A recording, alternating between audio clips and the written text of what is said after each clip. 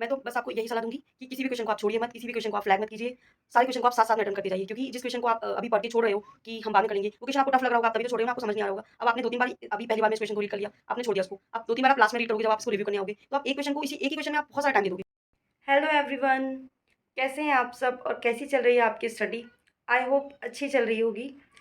तो आज मैं आप लोगों के लिए एक बहुत ही इम्पोर्टेंट टॉपिक लेके आई हूँ, जिसकी बहुत ज़्यादा डिमांड थी। और गर्ल्स हर एक दिन मुझसे ये क्वेश्चन पूछती हैं और अपने एग्ज़ाम के बारे में बताती हैं कि टाइम मैनेजमेंट की वजह से दी हमारा एग्ज़ाम छूट गया, हम टाइम मैनेज नहीं कर पाए। क्वेश्चंस बहुत इजी थे लेकिन फिर भी हम अपने क्वेश्चंस छोड़ के आ गए। तो उसको लेके ही आज हम डिस्कस करने वाले हैं कि हम टाइम मैनेज कैसे करें जिससे हमारा एग्ज़ाम ना छूटे। तो सबसे फर्स्ट थिंग यही है कि हमको हमारे एग्ज़ाम के चारों पोर्शन को इक्वली मैनेज करना है। ये नहीं करना है हमको कि जो पोर्शन हमको ईज़ी लगता है उसमें हम ज़्यादा टाइम दे रहे हैं और जो पोर्शन हमको टफ़ लगता है उसको हम कम टाइम दे रहे हैं। क्योंकि यूजुअली होता क्या है कि लड़कियों को जो पोर्शन ईज़ी लगता है और जो क्वेश्चंस उनसे बनते हैं उसको करने में बहुत मज़ा आता है, तो वो ईज़ी पोर्शन को बहुत ज़्यादा टाइम दे देती हैं, फिर लास्ट में उनको टाइम कम पड़ जाता है और लास्ट में जो टफ़ पोर्शन होता है उसको हमको जल्दी-जल्दी में अटेम्प्ट करना पड़ता है और हड़बड़ी में हमसे बहुत सारे क्वेश्चंस गलत होते हैं। तो ये सबको पता है कि हमारा जो पेपर है वो 180 मिनट का होता है, तो हमको घर से ही टाइम मैनेजमेंट सोच के जाना है कि फर्स्ट और सेकंड पोर्शन को हम 40-40 मिनट्स देंगे और थर्ड और फोर्थ पोर्शन को हम 30-30 मिनट्स देंगे, जिससे हमारा टाइम इक्वली मैनेज हो पाएगा। क्योंकि अगर हम इस तरीके से टाइम मैनेज करेंगे तो हमारा 2.5 घंटे में पेपर कंप्लीट हो जाएगा और 30 मिनट्स हमारे पास रिव्यू के लिए बचेंगे। और आप कोशिश करिए कि आपने जो टाइम डिसाइड किया है 30 और 40 मिनट्स जिस पोर्शन के लिए, वो आप उस टाइम में ही कंप्लीट कर लें। अगर आपसे एक भी पोर्शन डिसबैलेंस हुआ मैनेज करने में, तो आपसे लास्ट में क्वेश्चन छूटेंगे ही छूटेंगे, या तो फिर आपको हड़बड़ी में क्वेश्चंस के आंसर्स करने पड़ेंगे। सेकंड थिंग हमको ये करनी है कि हमको जब हम एग्ज़ाम देने बैठे हैं तो हमको हमारे माइंड को बिल्कुल रिलैक्स रखना है और हम कोशिश करें कि हम जिस भी क्वेश्चन का आंसर कर रहे हैं वो हम क्वेश्चन को एक बार में पढ़ के ही उसका आंसर कर पाएँ। क्योंकि अगर हम एक बार में ही पढ़ के किसी क्वेश्चन का आंसर कर पाएँगे, तो वो हमको टाइम मैनेज करना आसान हो जाएगा और हो सकता है हमसे जो हमारा पेपर है वो हम टाइम के पहले ही हो जाए। लेकिन क्वेश्चन का जो मतलब क्वेश्चन की जो लैंग्वेज है वो थोड़ी टफ है और वो लॉन्ग क्वेश्चंस हैं। तो अगर हम एक बार में उस क्वेश्चन को नहीं पढ़ पाएँ, तो कोशिश करें कि 2 बार में हम क्वेश्चन को पढ़ के उसका आंसर कर पाएँ, ज़्यादा से ज़्यादा। 2 बार से हमको किसी क्वेश्चन को रीड नहीं करना है। अगर 2 बार से हम किसी क्वेश्चन को ज़्यादा रीड करेंगे, तो वो हमारा टाइम जाएगा ही जाएगा एक्स्ट्रा। और फिर हमको लास्ट में टाइम मैनेज करने में प्रॉब्लम आएगी। तो कोशिश करिए स्टार्टिंग से ही कि हम किसी भी क्वेश्चंस को 2 बार से ज़्यादा ना पढ़ें, किसी भी ऑप्शन को 2 बार से ज़्यादा ना पढ़ें। 2 बार में क्वेश्चंस पढ़ के हम उसको अच्छे से आंसर कर पाएँ और ये हमको आंसर करने के लिए हमारे माइंड को कूल रखना पड़ेगा, रिलैक्स रखना पड़ेगा, तभी हम किसी क्वेश्चंस को 2 बार में पढ़ के आंसर कर पाएँगे। और तीसरी बात, गर्ल्स के बहुत मैसेज आते हैं कि दीदी वो जो स्क्रॉलिंग वाला जो ऑप्शन है, क्वेश्चंस बहुत लॉन्ग होते हैं, तो हमको है ना क्वेश्चंस को स्क्रॉल करने में, स्क्रॉल करके पढ़ने में, ऑप्शन को स्क्रॉल करने में, उसको स्क्रॉल करके पढ़ने में बहुत टाइम लग जाता है।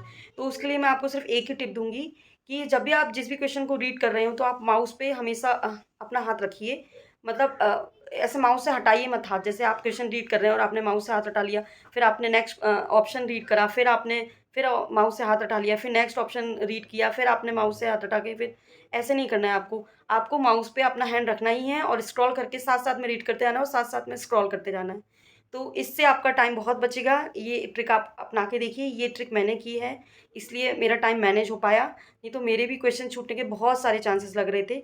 मेरे भी क्वेश्चन छूटते, वो मैंने क्या गलती की वो मैं आपको बताऊँगी आगे। लेकिन जो स्क्रॉलिंग वाला ये जो मैंने किया था कि माउस मैंने हमेशा हाथ में ही रखा अपने और स्क्रॉल करते-करते ऑप्शन को टिक करते गई साथ-साथ। एंड लास्ट गलती, और ऑलमोस्ट ये गलती हर लड़की करती ही करती है और मैंने भी ये गलती की। क्योंकि ये ह्यूमन टेंडेंसी है कि जो पोर्शन हमको ईज़ी लगता है, उस पोर्शन को हम पहले अटेम्प्ट करते हैं और जो पोर्शन हमको टफ़ लगता है, उस पोर्शन को हम लास्ट में अटेम्प्ट करते हैं। ये गलती सारी लड़कियाँ करती हैं, क्योंकि उन्हें लगता है कि जो पोर्शन ईज़ी है, जो पार्ट हमारा ईज़ी है, उसको हम अटेम्प्ट पहले करेंगे तो हमारा फ्रेश माइंड रहेगा, सो हम उसको अच्छे से अटेम्प्ट कर पाएँगे। और जो टफ़ पोर्शन है, हम उसको कोशिश करते हैं लास्ट में अटेम्प्ट करें। ज़्यादातर लड़कियां हैं, 90% लड़कियां मुझे पता है जो सेकंड पोर्शन है हमारे कोर्स का, सिलेबस का, उसको लास्ट में अटेम्प्ट करती हैं। ये गलती मैंने भी की है। मैंने जो न्यूट्रिशन वाला पार्ट है उसको 1 घंटे में कंप्लीट किया, 1 घंटे में, और जो सेकंड वाला पोर्शन है उसको मैंने लास्ट में अटेम्प्ट किया था, उसको मैंने 20 मिनट्स में कंप्लीट किया। सोचिए आप, जबकि वो जो सेकंड पोर्शन है वो हमारा सबसे टफ़ है, उसको मुझे ज़्यादा टाइम देना चाहिए था, जिसको मैंने सबसे कम टाइम दिया। और न्यूट्रिशन वाला पोर्शन हमने ज़्यादा पढ़ा है तो वो हमारे लिए ईज़ी है। और वो मतलब हम उसको 40 मिनट भी देते तो बहुत था, लेकिन मैंने उसको 1 घंटा दिया। तो उसके जो 20 मिनट हैं वो मुझे वहाँ कम करने पड़े लास्ट वाले पोर्शन में। तो ये गलती आप नहीं करें, क्योंकि जो पोर्शन टफ़ होता है वो हमको पहले अटेम्प्ट करना चाहिए, और जो पोर्शन ईज़ी होता है वो हमको लास्ट में अटेम्प्ट करना चाहिए।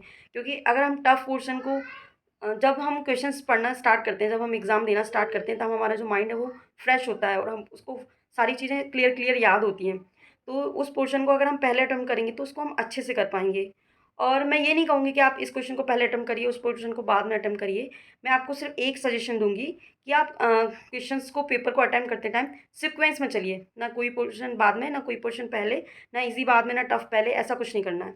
आप न्यूट्रिशन से स्टार्ट कीजिए और हर एक पोर्शन को इक्वली टाइम देते हुए पोर्शन बाय पोर्शन चलिए। मतलब part first, part second, part third, part fourth, आप ऐसे अटेम्प्ट कीजिए। आपका जो पेपर है वो आपका 10-20 मिनट पहले ही हो जाएगा और आपको क्वेश्चंस पढ़ने के लिए टाइम मिल जाएगा। मतलब ये आप याद रखिए कि आपको हर एक पोर्शन को 40 मिनट्स देने हैं और सीक्वेंस में चलना है, बीच में जंप नहीं करना है।